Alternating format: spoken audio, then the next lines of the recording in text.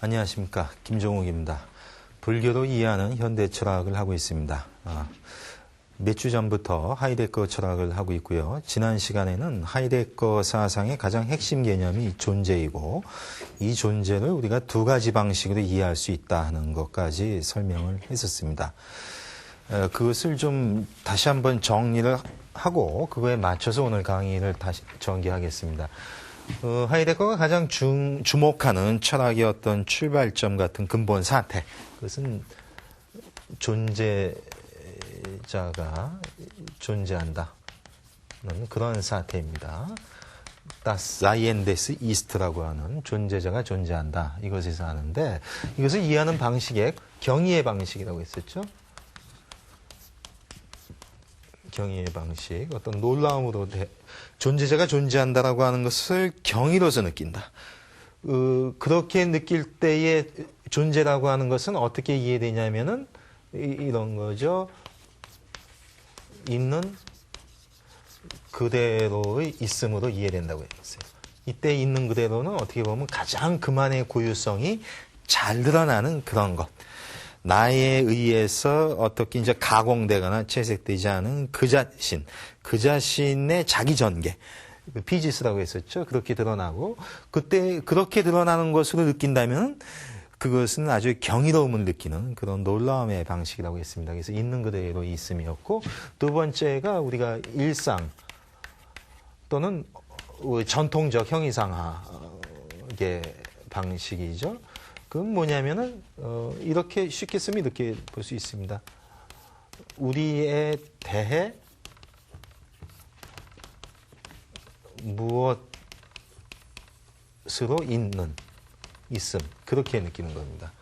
그러니까 여기 경의의 방식일 때, 또는 이제 초기 그리스의 방식, 또는 하이데거 그 자신의 방식대로 하면은 있다라고 하는 것은 있는 그대로의 있음, 이런 것을 경의로서 느끼는 경우가 있고, 일상인 또는 전통적 형이상학의 방식은 어떻게 있는 것이냐, 우리에 대해서 무엇으로 있는 그런 것이 바로 있음의 의미다, 이렇게 보는 거죠. 이때 우리가 상징하는 것은 바로 인간일 수도 있고 또는 자아일 수도 있죠. 그렇죠? 자아에 대해서 무엇이라고, 이때 무엇을 우리가 본질이라고 했지 않습니까? 전통적 철학으로 에센스라고 하는 거. 그리고 하이데거 자신으로 보면 이것은 존재자성이라고 하이데거는 규정한다고 했죠. 그러니까 우리에 대해서 무엇으로 있다. 장미꽃이 피는 것은 장미 그 자신을 위한 자기 전개라기보다는 우리에 대해서, 인간에 대해서 어떤 본질로, 그러니까 그때의 장미는 뭐겠어요? 그러니까 그 꽃집 주인이 본다면은 이것은 뭐 어디 그 꽃꽂이용으로 얼마짜리라는 이런 본질로서 주어지는 것이고, 그리고 그렇게 그 가치가 부여되는 건 뭡니까? 자아의 가치에 맞춰져 있는 거죠. 이렇게 자아를 세워서 그 타자에 대해서 어떠한 가치와 본질을 부여하는 이런 방식이라고 볼 수 있습니다. 이렇게 한 두 가지 방식이 있다고 했는데, 오늘 시간부터 해서 이제 불교와 이렇게 맞대응하는 식으로 강의를 하고자 하는데요. 이거를 불교의 방식과 비교를 하면은 유명한 그 선의 화두 같은 게 있죠. 산은 산이다라고 하는 말씀 다 아시죠? 성철 스님이 말씀하신 걸로 기억하지만은 원래는 그 상당히 오래된 이야기입니다. 그 속고승전에 나온 걸로 하면은 청원 그 유신선사께서 그 산은 산이다라고 하셨는데, 근데 정확히 얘기하면은 세 문장으로 돼 있죠. 산은 산이다, 또는 산은 산이 아니다, 마지막으로 산은 역시 산이다 라고 하는 이것으로 돼 있습니다. 그것에 맞춰서 지금 이것을 대비를 시키면 이렇습니다. 첫 번째, 산은 산이다. 이게 일상과 전통의 방식이라고 볼 수 있어요. 이런 일상과 전통의 방식이라면 하이데거식으로 읽는다면 뭐겠어요? 우리에 대해 무엇으로 있음, 이라는 식으로 있음을 파악하는 그런 방식이라고 했죠. 일상적이거나 전통적인 형이상학의 그런 방식. 그럴 경우에 우리는 바로 그 인간의 자아 같은 걸 뜻하고, 이때 이것은 바로 본질 또는 하이데거식으로 얘기하면은 존재자성이라고 하는 그것으로 파악하는 것인데, 이것이 우리가 일상과 전통 형이상의 방식이죠. 이 일상의 방식이라고 본다면 불교에서 볼 때에도 산은 산이다라고 하는 것은 일상인의 방식이라고 볼 수 있어요. 그리고 불교에서도 좀 더 철학적으로 나가면은 이 존재자성에 해당하는 것을 불교에서는 자성이라고 볼 수 있습니다. 오늘 강의는 주로 존재자성에 맞춰서 하고요. 다음 시간의 강의는 요 불교의 자성 개념 가지고 할 겁니다. 일단 그거에 들어가기 앞서 전체의 모습을 보여주기 위한 건데, 산은 산이다라고 하는 것을 일상의 방식 또는 전통적인 철학의 방식이라고 본다면은 이것은 존재자성을 찾고자 하는 방식이고, 그리고 전통 불교 입장에서 보면 자성을 세우고자 하는 그런 방식이라고 볼 수 있습니다. 그렇게 해서 모든 것이 시류하고 있다. 이런 입장, 그게 일상의 내 입장이라고 볼 수 있고요. 이것은 바로 일상의 입장이기 때문에 불교식으로 얘기하면은 세간의 방식이죠. 세간의 방식입니다. 이런 세간 속에서는 바로 불교에서 보면 분별과 집착이 이루어져가는 그런 방식입니다. 그래서 청원 유신선사가 그랬죠. 내 말을 잘 이해하면은 정말 깨달았다고 할 수 있겠다. 첫 번째 단계는 이제 산은 산이다. 그러니까 전제 조건이 뭐예요? 산문에 들기 전에, 즉 선수행을 하기 전에, 즉 평범한 범부 중생으로 살았을 경우에는 뭐예요? 산은 산이다 한 거예요. 너무나 당연한 거죠. 산은 산이지 그럼 산이 물이냐 하는 얘기예요. 근데 일상인이 보면 산은 산이죠. 예? 그야말로 물이 아닌 산이에요. 그런데 그 일상의 바탕을 둔 종래의 전통적인 사상 입장에서 보면 산이 산인 이유는 뭘까? 산의 근거는 뭘까? 산의 본질은 뭘까? 하는 그것을 탐구하는 시기라는 얘기입니다. 이렇게 보면은 그 철학이라 하더라도 이런 산은 산이다의 단계는 본질과 존재자성을 탐구하는 단계이고, 불교에서 보면 여전히 자성을 세워서 시류하는 것으로 여기는 그런 식의 사상에 불과하다. 그래서 이것은 여전히 세간의 분별과 집착을 아직은 여의지 못한 단계이다. 이렇게 볼 수 있습니다. 하지만은 그 청원 유신선사가 얘기하는 두 번째 단계. 근데 산에 들어와서 열심히 선수행을 하다 보니까 이제는 그때는 이제 산이 아니다는 거예요. 그럼 산이 아니면 물이냐 하는 얘기인데, 그게 아니고 여기는 뭐예요? 우리에 대해서 무엇으로 있다라고 하는 이렇게 대상화시키는 방식, 대상화시킨다는 건 뭐예요? 자를 세우고 내 밖에 대상이 있다. 주와 객을 나누어서 이원 분립적 분별하는 그 방식을 내려놨다는 얘기죠. 그걸 산은 산이 아니다는 얘기지, 여기다 대고 그럼 산이 산이 아니니까 그럼 물이냐라고 가면 안 되는 거예요. 그러니까 이런 종래의 분별과 집착을 하고, 하이데거식으로 얘기하면 뭐예요? 존재자성을 내려놓는 방식이죠. 더 이상 존재자성 같은 걸 세우지 않는, 존재자성이 아니다는 그런 방식이에요. 근데 이렇게 존재자성이 아닌 거, 비존재자성을 하이데거는 뭐라고 그러냐면은 그것을 무라고 그럽니다. 무는 없다는 거죠. 하이데거식으로 얘기하면 없다는 얘기는, 무는 뭐냐면 더 이상 존재자가 아닌 것이라는 거예요. 존재자는 존재하는 것이죠. 더 이상 존재자가 아닌 것이라는 얘기는 더 이상 존재하는 것이 아닌 것이고, 그건 무죠. 근데 내용상은 뭐예요? 더 이상 어떤 것도 존재자성에 의해서 보지는 않는 그런 방식이라는 얘기입니다. 그것을 무라고 해요. 그래서 더 이상, 그러니까 사물이 진짜 아무것도 없다기보다는 존재자성이라는 전통적 그 방식으로 보지 않음을 뜻하는 거라고 볼 수 있습니다. 이게 하이데거가 얘기하는 무고, 불교식이 얘기하는 뭐겠어요? 그건 자성에 대한 부정이죠. 하이데거의 무가 존재자성에 대한 부정이라면, 불교에서는 자성에 대한 부정이라고 본다면 그것은 무자성이죠. 근데 무자성이라는 얘기는 대승불교에서 보면 바로 공이라는 이야기입니다. 자성이 없다는 얘기는 자성이 비어있다라고 해서 빌공자를 씁니다. 이 공이에요. 이렇게 보면 이제 공이 되고, 이렇게 공으로 철저하게 보는 걸 뭐라고 합니까? 지인공이라고 합니다. 지인공이 있으니까 가짜 공이 있냐 하는데 그게 아니죠. 이때의 지는 진여할 때 그것처럼 강조용법이에요. 철저하게 모든 걸 공으로 본다는 뜻입니다. 지인공이라고 하는 거는 진짜 공, 가짜 공이 있는 게 아니고요. 지인공이에요. 근데 이런 입장은 뭐예요? 산문에 들어서 선수행을 할 때 입장이죠. 그렇게 되면 이거는 세간이 아니라 출세간의 입장이라고 볼 수 있어요. 세간을 떠난 그런 입장이에요. 근데 이런 출세간의 입장에서 나오는 것이 바로 반야의 지혜라고 볼 수 있죠. 반야, 지혜, 프라지냐, 지혜입니다. 이때 지혜는 뭐예요? 반야. 공이죠, 바로 공을 얘기합니다. 공으로 보는 공관. 이런 식으로 그 산은 산이 아니다라고 하는 것을 하이데거와 대비할 수가 있습니다. 근데 세 번째, 궁극의 경지. 그것은 뭐예요? 산은 역시 산이다. 산에 대한 대긍정이 되는 거죠. 이것은 뭐였어요? 하이데거가 하이데거 사상에서 볼 때 존재를 이해하는 두 가지 방식. 그 중에 첫 번째 방식을 얘기하는 겁니다. 하이데거 자신의 방식, 초기 그리스의 방식. 어떤 겁니까? 있는 그대로의 있음의 방식이죠. 이렇게 보면. 더 이상 우리에 대해 무엇으로 세우지 않고 그냥 그것이 드러나는 그대로, 나타나는 그대로 보는 것이라고. 있는 그대로의 있음입니다. 이 있는 그대로의 있음을 하이데거식으로 얘기하면 이것을 바로 존재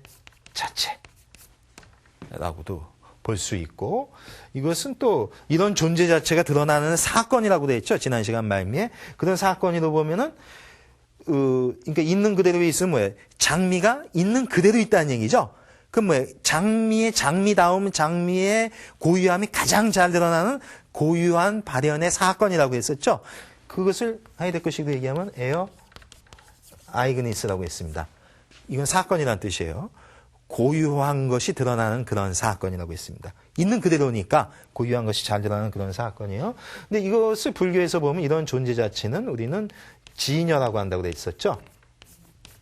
왜? 그렇게 있는 것은 여여라고 베낀 표현 안 된다. 그냥 그저 그렇게 있다. 왜? 인과 연에 의해서 그저 그렇게 있는 것이지 this와 that라는 식으로 분별의 대상으로 찍어낼 수가 없는 그런 상태. 그리고 주관과 객관이 나뉘어지지도 않은 그런 상태입니다. 지난 시간에 설명했듯이 그 노새가 물을 보는 것이 아니라 물이 노새를 보듯이 하는, 그렇게 되면 어떻게 해요? 사실 물도 없고 노새도 없는 거죠. 더 이상 물이 객이고 노새가 주가 되고 하는 주객의 분별이 아닙니다. 우스갯소리지만은 달마스님께서 면벽자선을 7년인가 8년 하셨죠. 뭐 횟수가 상관없는데 지금도 큰 스님 유명한 선사들께서는 10년 면벽을 할 수 있습니다. 어떻게 가능할까요? 왜 우리는 안 됩니까? 우리는 벽을 보니까 안 돼요. 여러분, 이제 집에서 좌선하실 때 이렇게 앉아 있으면은 벽지에 무늬가 그렇게 크게 보인 적이 있어요? 벽지에 붙은 파리똥이 이따만하게 보입니다. 그전엔 보이지도 않았는데. 그만큼 내가 벽을 본다고 생각하죠. 주관이 객관을 보니까 미치는 거예요. 오금이 저리고 왜 이렇게 아픈 데가 많은지 멀쩡히 앉아 있는데도 온몸이 다 쑤시는 거예요. 파리똥이 이따만하게 보이고. 근데 어떻게 됩니까? 그렇게 있으면은 1시간이 뭐예요? 10분도 못 앉아 있는데 왜 누구는 10년을 앉아 있을까요? 그거는 내가 벽을 보는 게 아니고 벽이 날 보면 어떻게 돼요? 그럼 부담 갈 게 없죠. 그게 가능합니까? 그게 안 되는 거죠. 그러니까 자아가 지멸되면은 10년 아니라 20년 가도 상관없다는 거예요. 왜? 벽이 날 보는데 부담될 게 뭐가 있어요? 되게 쉬운 것 같지만 그게 안 되는 겁니다. 결국 나를 내려놓지 못하기 때문에 앉아있지 못하는 거예요. 벽이 날 본다면은 뭐가 어렵겠습니까? 벽이 10년을 벽 위로서 있는다고 해서 부담스러워 하겠습니까? 벽이 아파요? 그거 아니거든요. 안 되는 이유가 거기 있어요. 그러니까 주객이 무너지면 상관없다는 얘기예요. 바로 여기 그런 거죠. 그렇게 되면은 꽃은 꽃대로 자신의 고유성이 잘 드러나는 것이고, 그렇게 있는 걸 지녀라고 하는 거예요. 그렇게 있는 거. 예? 그러니까 달마대사께서 면벽 수행하고 있는 그 사건의 그 현장도 사실은 지녀 그 자체라고 할 수 있는 겁니다. 그거는 이거다 저거다 분별해서 나눌 수 있는 경지가 아니에요. 벽이 그가 되고 그가 벽이 되는 상태이기 때문에 그거는 굳이 얘기하면은 그냥 그런 게 있어 그러죠. 그걸 여여라고 하는 거예요. 뭐라고 얘기를 하겠어요. 이 지녀입니다. 근데 이렇게 되니까 어떻게 돼요? 참 묘하게도 어떻게 됩니까? 묘하게도 다 있네. 장미꽃이 가장 고유하게 있잖아요. 나한테 1,000원짜리, 500원짜리 어떤 그 꽃집에 꽃꽂이용으로 있는 그 장미가 아니라 역사 속에 우주와 함께 피어나는 가장 고유한 그만의 장미가 올곧게 다 드러나죠. 그렇게 드러나지 않습니까? 그 진여의 경지. 모든 게 다 있죠. 장미도 있고 보는 나도 있고 사실 분별 자체가 없이 모든 게 그냥 다 드러나 있죠. 그렇게 드러나 있는 건 뭐예요? 묘하게 다 있다고 그러죠. 진공, 묘유라는 얘기예요. 이게 뭡니까? 이건 유의 경지예요. 근데 어떤 유입니까? 시류를 진공으로 극복한 묘유의 경지예요. 그러니까 세간이 출세간을 거쳐서 어떻게 됩니까? 입세간으로 다시 들어간 거예요. 굳이 시부도로 얘기하면 마지막의 단계, 입전수수의 단계, 저작거리 한 복판으로 침투해 들어간 그 단계를 얘기하는 겁니다. 그럼 완전히 세간과 하나가 돼버리죠. 그렇게 되니까 어때요? 우주와 한 몸이 되는 것이고 화엄의 경지로 얘기하면 사사가 무해한 그런 경지입니다. 사 떠난 게 뭐가 있어요? 모든 건 사사일 뿐이죠. 바로 그렇게 되니까 어떻게 돼요? 세간 속에 들어가서 입전수수하라고 하는 경지가 시장 속에 들어가서 장사라는 얘기가 아니지 않습니까? 그럼 어떤 단계예요? 시장에서 장사라는 얘기가 아니라 저자의 중생들을 자비로서 교화하고 감싸라는 얘기입니다. 결국에는 반야를 거쳐 자비로서 입세간을 하죠. 그렇게 되면 세상 모든 것은 다 드러납니다.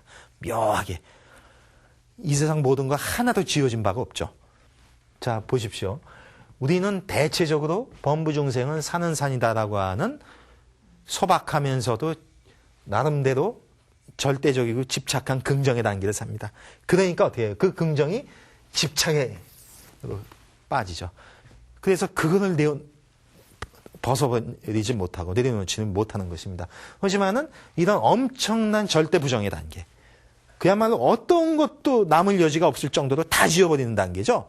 그래서 하이데거의 무와 불교의 공, 그래서 철저한 진공의 상태를 거치는 그런 지혜를 가니까 어떻게 돼? 안 드러나는 게 없다는 거예요. 묘하게도 세상은 다 드러나. 하나도 사실은 없어진 건 없다는 거예요. 다 드러나는 것이죠. 이런 묘유. 이게 바로 진여의 단계이고, 하이데거가 얘기한 건 존재 자체이고, 에어아이건일수로서 그만의 고유한 성품이 다 어떤 왜곡도 없이 그냥 그대로 드러나는 단계. 굳이 얘기하면은 화엄식으로 얘기하면 뭐예요? 이것은 화엄에서는 이러한 고유성을 성이라고 얘기하고 그것이 드러나기 때문에 뭐라고 합니까? 성기라고 합니다. 연기임으로 성기예요. 인과 연에 따라 드러나기 때문에 그만의 고유성이 인연 속에서 그만의 깨달음의 본성이라고 하는 것이 그대로 드러나는 겁니다. 이것은 에어아이그니스와 놀랍도록 일치하는 그런 경지입니다.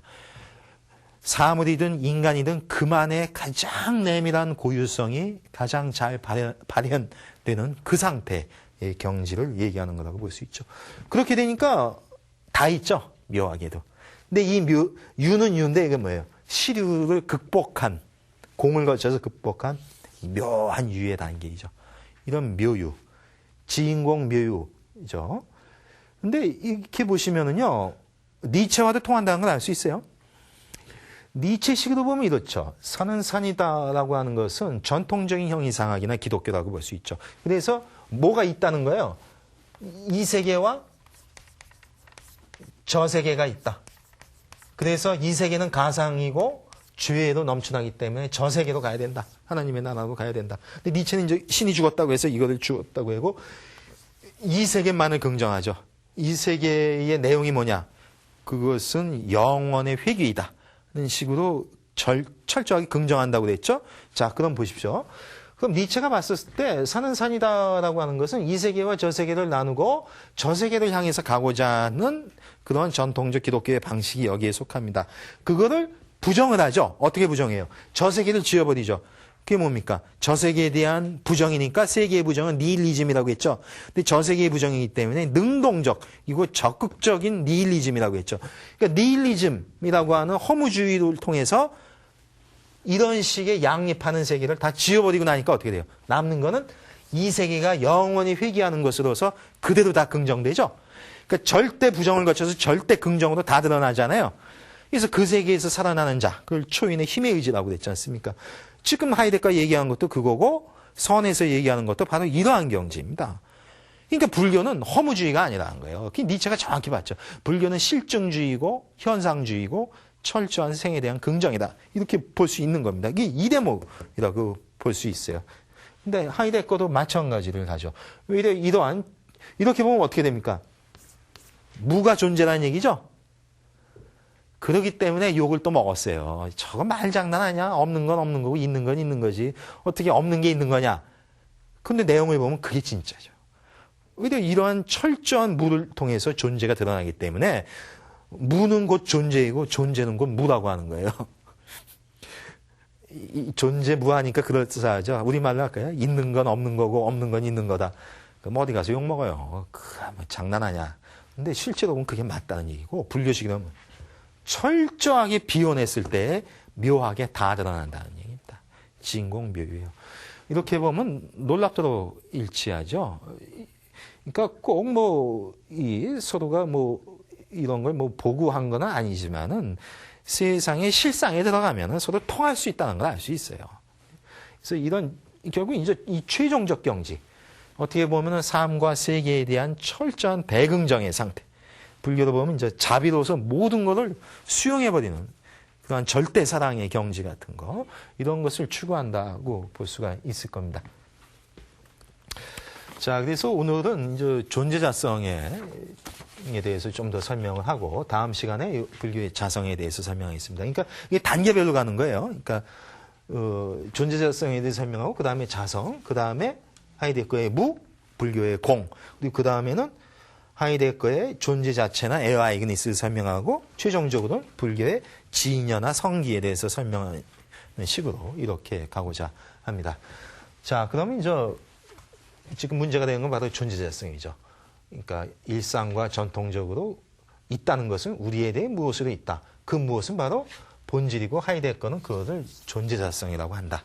그래서 존재자성에 대해서 좀 설명을 자세히 하겠습니다. 그런데 이것은 전통적으로 형이상학이 봐온 방식이기 때문에 하이데거가 얘기하는 존재자성을 살펴보다 보면 서양 형이상학의 역사를 하게 됩니다. 역사 전체를 아주 포괄적으로 이해할 수밖에 없죠.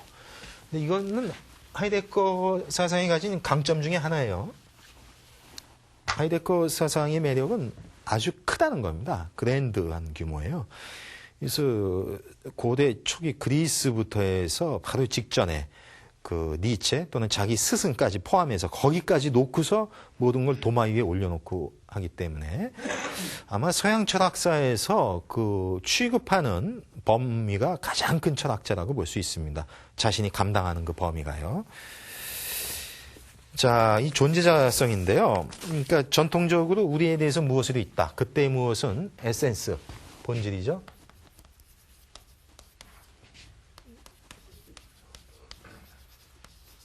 근데 이 에센스는 라틴어에서 온 건데 에센티아에서 온 거고, 에센티아는 에세 플러스 엔트 플러스 이야. 그래서 에세는 존재고 이건 분사형입니다.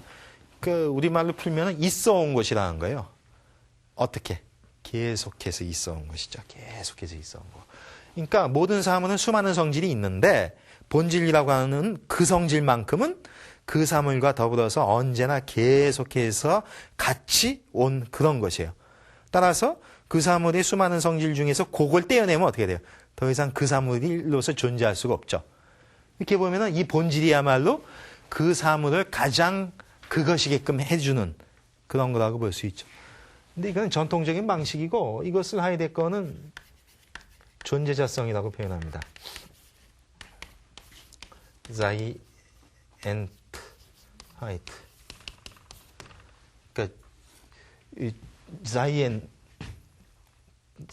이게 존재자인데 존재자를 이제 명사화시킨 거죠.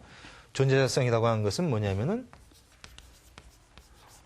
존재자를 바로 그 존재자이게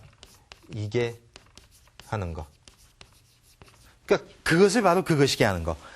그러니까 인간을 가장 인간이게 하는 것이 뭐예요? 인간의 본질이죠. 그러겠죠? 장미를 가장 그 장미답게 하는 거. 그게 장미의 본질일 거 아니에요? 어떤 사물을 가장 그것답게 하는 거. 답게 하는 거. 그것이 바로 뭐예요? 그것의 존재자성이라는 얘기예요. 그러니까 본질이라는 얘기죠.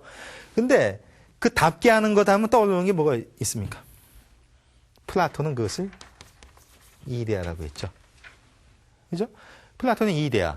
그러니까 제가 원에 비유도 했죠. 이렇게 원을 그릴 수 있는 것은 가장 완벽한 원의 이데아가 자신을 분유, 떼어주고 이것을 모사해가지고 이렇게 계속 그릴 수 있다. 그런 얘기를 했죠. 이렇게 본다면 이런 원들을 가장 이런 원이게 해주는 건 뭐예요? 이데아 같은 거죠. 예? 그것이 바로 이제 본질이라고 하는 건데, 그래서 이것은 뭐 존재자성은 그 존재자를 바로 그것이게 하는 것, 그것답게 하는 것이라고도 볼 수가 있고, 그리고 그 가장 그답게 한다는 점에서는 그 존재자의 근거가 되는 것이죠. 그러니까 그 존재자의 본질이 되는 것이기도 하고 그 존재자의 근거가 되는 그런 것이기도 합니다. 그 근거에 입각해서 바로 그것이 있을 테니까요. 바로 이러한 근거, 본질, 여기에 해당하는 것인데, 자, 이것이 존재자성인데요. 역사적으로 분석하는 거, 이게 이제 하이데거의 묘미인데, 나눔은 이렇습니다.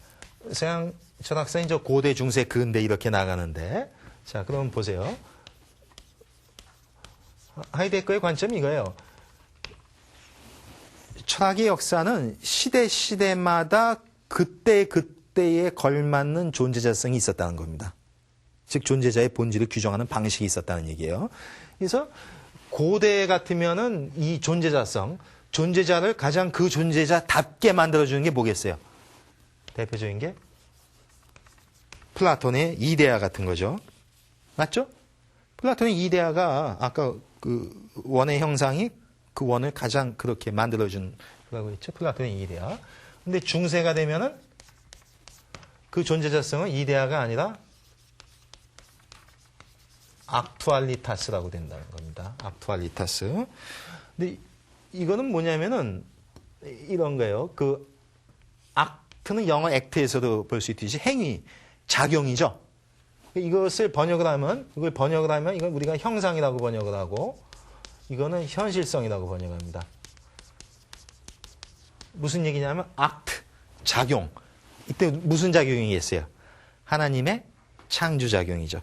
하나님의 창조작용, 그 악트에 의해서 현실적으로 존재하는 것들. 그런 뜻이에요. 그게 바로 현실성, 악투알리타스라고 하는 것입니다. 이 현실성이라고 규정이 되고, 근대가 되면은, 이것이 그 존재자성이 for Gestaltheit라고 됩니다. 이건 뭐냐면은요, for 스텔렌이라는 말을 수동태로 한 다음에 명사화 시킨 건데, 스텔렌은 세운다는 얘기고, for는 앞에거든요. 앞에 세운다. 표상한다는 얘기예요. 뭡니까? 주관이 있고 앞에 대상을 놓고 내가 그 대상화한다는 얘기죠. 그래서 내 앞에 놓고서 그것을 대상화하는 거 또는 이제 표상한다고 그러는데 앞에 세우는 겁니다. 그렇기 때문에 이 근대라는 시대의 존재자의 본질 같은 건 뭐냐? 바로 이런 거라는 거예요. 그러니까 앞에 세워져 있음이라는 그런 거죠. 다시 얘기하면 어떤 표상성. 표상되어서 앞에 세워져 있다는 이런 방식으로 어떤 존재자를 이해한다는 얘기고, 그리고 현대가 되면은 이것을 뭐라고 이해하냐면 게슈텔이라고 이해합니다. 이것도 하이데거만의 독특한 용법인데, 독일어 사전을 찾아보면은 작업대라는 뜻이에요. 작업대. 이렇게 뭐 올려놓고 작업하는 데 있잖아요. 작업대 같은 건데, 어원적으로 보면 아까 슈텔렌이 세운다고 그랬죠? 세우는 거예요. 근데 기회라고 하는 것은 독일어 접두사에서 이렇게 집합적 성격이 있어요. 모은다는 거예요. 모은다. 모은다 또는 몰아세운다는 거예요. 그러니까 이건 뭐겠어요? 몰아세우는 거죠. 그러니까 여러 가지가 있을 때 그 한 방향으로 이렇게 쫙 몰아세워서 이렇게 끌고 가는 거 있죠. 그런 식으로 이제 몰아세우고, 그래서 또 누구는 이걸 닥달한다고 해요. 그렇죠? 흩어진 것을 한 방향으로 이렇게 막 몰아세우려면 닥달해야 되잖아요. 막 후려치고 하듯이 이렇게 몰아세움이라고 볼 수 있습니다. 이런 것이 그 시대의 존재자의 본질로 이해한 것이다. 이렇게 봅니다. 자, 이렇게 되면은, 그러면은 저런 존재자성의 근거를 두고 드러난 것이 바로 존재자, 사물이겠죠? 그럼 존재자의 규정이 어떻게 돼요? 고대 같으면 이데아라는 형상이 드러난 거죠. 그걸 어떻게 됩니까? 모사물이 되겠죠. 카피 뜬 거. 그죠? 형상을 나누어 받고 본따 가지고 드러난 모사물이 될 거예요. 그러니까 고대의 규정대로 하면은 존재자는 뭐예요? 모사된 것. 그러니까 모방한 것, 이데아를 모방한 것 이렇게 될 테고 중세가 되면은 이러한 현실성, 악투알리타스를 본질과 근거로 해서 드러난 사물이죠. 그 악트는 하나님의 창조작용이라고 했죠. 하나님의 창조작용을 통해서 현실적으로 드러난 것들 뭡니까? 피조물이죠. 그러니까 중세가 되면은 사물을 이해할 때 당연히 피조물로 이해하죠. 하나님의 창조에 의해서 만들어진 것 이렇게 이해를 한다는 겁니다. 그 다음에 근대가 되면은 이런 표상성 여기 쓴 이런 표상성을 본질과 근거로 해서 드러난 그러한 존재자는 뭐겠어요? 그것을 우리는 대상이라고 하죠. 우리 앞에 세워진 거니까 한 대상화가 된 겁니다. 대상이라고 하고 이렇게 현대가 되면은 어느 한쪽으로 몰아세워가지고 작업대 위에 올려놓고 조작해서 만들어진 게 있겠죠. 그걸 뭐라고 하냐면 하이데거는 부품이라고 합니다. 부품화된 거라고요. 자, 그러면은 이 하이데거 철학을 이렇게 전체적으로 볼 수 있는 이런 장점이 있는데 쭉 고대, 중세, 근대, 현대로 나눠보면 이렇죠. 결국 형이상학이라고 하는 것은 그 시대마다 존재자나 사물을 이해하는 방식이 있는데 고대식으로 이해하면 뭐예요? 고대의 사물은 모사물일 뿐이고 중세가 되면 피조물로 이해가 되는 거고 근대가 되면 인간 인식에 의해서 파악된 대상화가 된 거죠. 대상화돼서 내 앞에 놓여 있는 거예요. 근데 이쯤 가면 어떻게 돼요? 이제는 그 대상이 한술 더 떠서 어떻게 돼요? 과학 기술의 힘에 의해 가지고 한 부품으로 전락하죠. 지난 시간에 얘기했지 않습니까? 사물은 사물대로 부품화되고 인간은 인간대로 파편적 부품화된다고 그랬어요. 어느 용도에 맞춰서 쓰여지는 그런 소모품에 불과한 부품이 되는 것입니다. 자, 이렇게 되면요. 소위 존재 의미라고 하는 것도 시대마다 달리 읽을 수 있다는 거예요. 존재 의미. 그러니까 있다는 게 무슨 뜻이냐? 어떻게 있는 거냐 했을 때 이때가 되면 어떻게 됩니까? 모사물이라는 얘기는 모사되어 있음이라는 얘기죠. 있다라고 하는 것은 한마디로 모사되어서 즉 모방해서 있다는 그런 식이 있습니다라고 존재 의미를 이해했고 중세가 되면은 바로 창조되어 있음이죠. 창조되어 있음. 하나님에 의해서 창조되어 있다는 것이 바로 사물이나 인간이 존재하는 것의 의미가 되겠죠. 그 다음에 근대가 되면은 바로 인간 인식에 의해서 표상돼 있음이라고 하는 그런 있음의 의미를 부여받을 것이고 현재가 되면은 이렇게 몰아세우는 수 있으니까 있다는 얘기는 몰아 세워져 있음이라는 뜻이 됩니다. 이렇게 보면요. 시대마다 있음의 의미가 다 달랐다는 거예요. 있음의 의미가, 즉 존재의 의미가 고대에는 모방해서 모사되어서 있다는 거, 중세에는 창조되어서 피조물로서 있다. 근대가 되면 표상되어서 한 대상으로서 있을 뿐이다는 얘기고 현대가 되면은 몰아세워져서 하나의 부품으로서만 있을 뿐이다. 이런 식으로 시대마다의 표준적인 어떤 존재를 보는 관점이 정해진다는 겁니다. 근데 이렇게 되면은 시대마다의 표준 학문이 달라진다는 거예요. 그 시대를 대표하는 가장 모범적인 학문이 고대, 즉 모사로서 세상을 볼 때에는 바로 표준 학문은 기하학 같은 게 되죠. 제가 그래서 원의 비유를 드는 거지 않습니까? 그러니까 플라톤이 철학 이외에 가장 모범적으로 생각한 학문, 기하학이죠. 기하학이 되고 중세가 되면은 당연히 이것은 창조에 의해서 모든 걸 설명하니까 신학이 그 시대의 가장 표준적인 학문이 되겠고 근대가 되면은 이렇게 인간이 인식하는 걸 통해서 세상을 이해하죠. 때문에 이때의 표준적 학문은 인식론 또는 인간학이 됩니다. 즉 인간의 인식에 맞춰서 모든 걸 대상화하는 시대이기 때문에 인식론이나 인간학 같은 것이 가장 시대를 대표하는 학문이 되죠. 물론 이제 그 밑에는 이제 수학이라고 하는 게 깔려 있겠지만요. 그 다음에 현대가 되면은 가장 표준적인 어떤 학문은 테크닉, 테크놀로지, 기술이라고 하는 겁니다. 기술. 어떤 분은 여기서 좀 생뚱맞다고 느끼실까요? 왜 갑자기 기술이 나오냐 그러는데, 소위 과학기술이 발달하고 나서 기술에 대한 반성, 소위 기술 철학이 많이 나오게 됩니다. 근데 하이데거야말로 서양에서 등장한 이 기술 철학의 가장 원조라고 볼 수 있어요. 과학기술이 가지고 있는 문제점을 이렇게 짚어낸 건데, 최초로. 근데 하이데거는 특이하게도 현대라는 시대의 표준 학문은 기술이라고 봅니다. 그런데 지금 여기 고대, 중세, 근대, 현대는 역사죠? 무엇의 역사예요?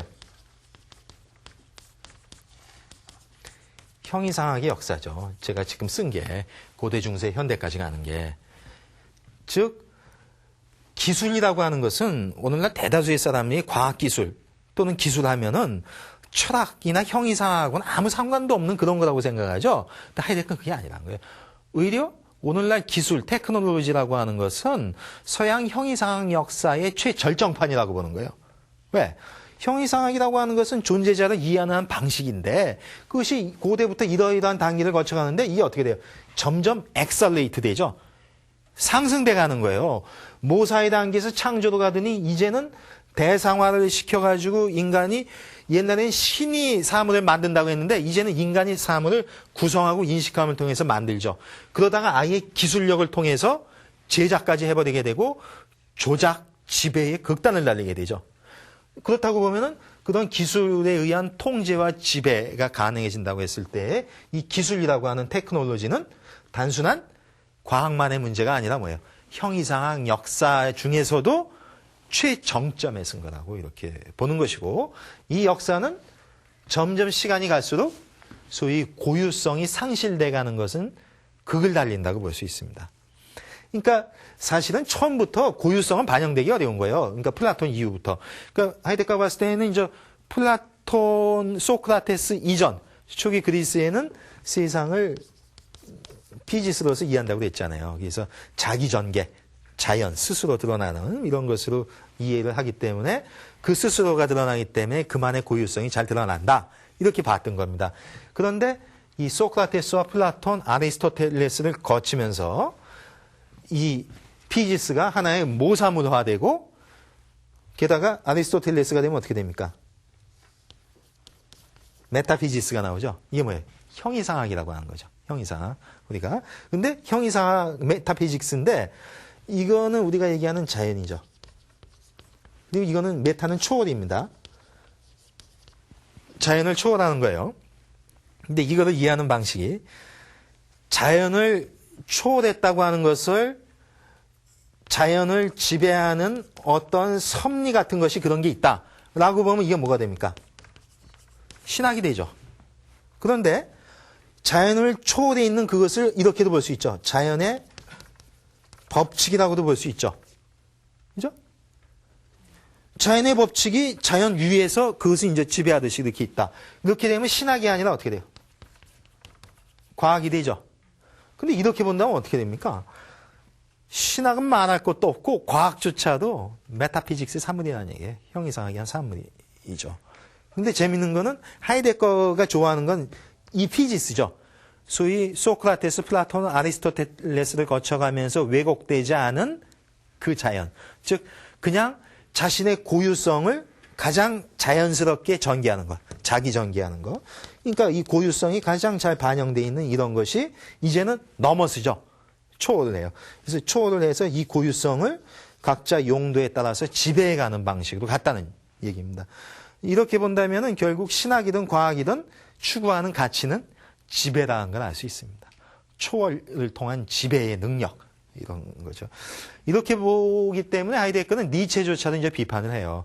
뭐냐면 니체가 얘기하는 힘의 의지, 권력 의지 이것도 어떻게 보면 지배하고자 하는 그 의지라고 하는 지배를 향한 욕망 같은 것이 서양 형이상학서에 쭉 온 건데 니체야말로 그것을 극복한 것이 아니라 최정점에 서는 게 아니냐까지도 볼 수 있죠. 예?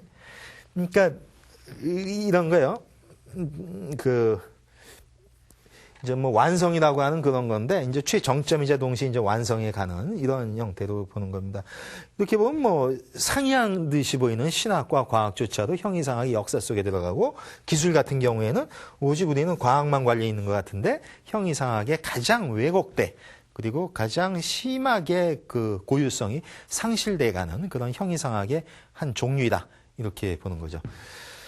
자, 이런 식으로 해서 하이데거는 그 존재자성이라는 개념을 역사 속에 집어넣음으로 해서 그 서양의 그 형이상학사의 전체를 갖다가 이제 꿰뚫어 보고자 하는 그런 것을 가고자 합니다. 근데 이렇게 역사적 분석을 통해서 그가 보여주고자 하는 것은 바로 이거죠. 어떻게 하면 고유성을 회복할 수 있을까? 다시 이야기하면은 소크라테스 이전에 그 그리스인들이 사물이 존재한다, 존재자가 존재한다라고 하는 것을 정말로 순수한 경의와 신비로서 느꼈을 때에 그때의 심정은 어떻게 하면 돌아갈 수 있을까? 그래서 왜냐하면 그럴 때에만 가장 고유성을 회복되는 건데 이런 단계를 거쳐가면서 고유성이 점점 말살돼가는 거죠. 여기 보면은 애당초 고유성은 없죠. 하나의 모방일 뿐이지 여기에 무슨 고유한 게 반영되어 있습니까? 존재자, 사물이라고도 보세요. 자연 사물이라고 보시더라도 한 사물이 모방물일 경우에 거기에 어떤 고유성을 찾아보겠습니까? 그리고 여기 피조물로 봤을 경우에도 그만의 고유성은 상실된다고 보는 것이거든요. 왜? 자기 전개가 아니잖아요, 자연. 자기 전개가 아니고 뭐예요? 하나님의 섭리에 의해서 그분이 전개시킨 것이지 꽃이 스스로 피어나는 게 아니지 않습니까? 그러니까 이것도 고유성은 아니라고 봐요. 이거는 말할 것도 없죠. 이건 아예 인간 주관에 의해서 대상화되잖아요. 내 밖에서 내가 마음대로 조작하길 기다리고 스탠바이 돼 있는 그 상태로 보니까 여기 무슨 고유성이 있겠어요. 이쯤 되면 장미는 스탠바이 상태예요. 나 좀 제발 따가주세요 하는 식으로 이런 상태예요. 이쯤 되면 어떻게 됩니까? 완전히 어떤 한쪽으로 이제 몰아세우는 거죠. 부품화시켜요. 기능주의만 남는 거죠. 모든 걸 도구화시키는 그런 상태가 됩니다. 이쯤 되면 여기는 어떠한 고유성도 이제 남지 않고 남은 것은 다 부속품화되는 겁니다. 근데 장미만 그렇게 되는 것이 아니라 인간도 다 부품화되는 거예요. 사물만 부품화되지 않습니다. 사물이 부품화되는 시대에는 결국에는 인간도 다 부품화된다는 얘기입니다. 우리가 하나의 예를 들어서 이제 꽃바구니에서 꽃 하나 썩으면은 뽑아내서 새 꽃 꽂듯이 그게 꽃이면 좋은데 인간의 조직이라고 하는 것도 제가 문제가 있어 그럼 빼. 그래서 딴 놈 끼워 넣듯이 이렇게 돼가는 거예요. 도대체 여기에 고유성은 없죠. 각자만의 지닌 그 역사성. 그만의 정말 처절한 역사 아니에요? 그 역사성으로 볼 때만 느끼는 겁니다. 불교도 마찬가지예요. 중생의 그 모든 것. 세상의 미물을 포함한 그 모든 것도 수만 년 셀 수 없는 무시대의 업의 역사가 누적돼서 현재 전개가 된단 말입니다. 근데 그건 그만의 아주 그만이 지닌 고유성이 있죠. 그가 설사 범부중생으로 살건 해탈열반을 하건 그의 고유성은 누구도 대신할 수 없는 건데 이제 이 시대에 남는 거는 부속품밖에 없다는 얘기입니다. 근데 부품은 갈아 끼려고 있는 거죠.